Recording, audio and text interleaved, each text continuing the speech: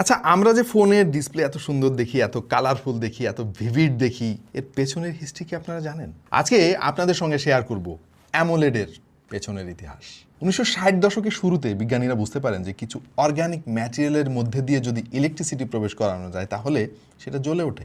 তবে তখনও সেটা ল্যাবের মধ্যেই সীমাবদ্ধ ছিল। এরপর 1987 সালে কোডাক কোম্পানির দুজন বিজ্ঞানী, একজনের নাম হচ্ছে চিং ট্যাং, ভাই নাম আসলে এইটা, আর একজনের নাম হচ্ছে স্টিভেন ভ্যান স্লাইক, তারাই প্রথমবারের মতো অর্গানিক লাইট এমিডিং ডায়োড বা ওলেড টেকনোলজিটা প্রথম আবিষ্কার করেন। এবং সেখান থেকেই এই ওলেড বলেন বা অ্যামোলেড বলেন তার যাত্রা কিন্তু শুরু হয়ে যায়। প্রত্যেকটা পিক্সেল আলাদা করে কন্ট্রোল করার জন্য অ্যাক্টিভ ম্যাট্রিক্স টেকনোলজি যুক্ত করলো স্যামসাং, আর সেখান থেকে জন্ম নিল আমাদের পরিচিত অ্যামোলেড ডিসপ্লে। 2000 সালে স্যামসাংই প্রথমবারের মতো এই অ্যামোলেড ডিসপ্লের প্রোটোটাইপ সবার সামনে উন্মোচন করে। আর 2004 সালের স্যামসাংয়ের i7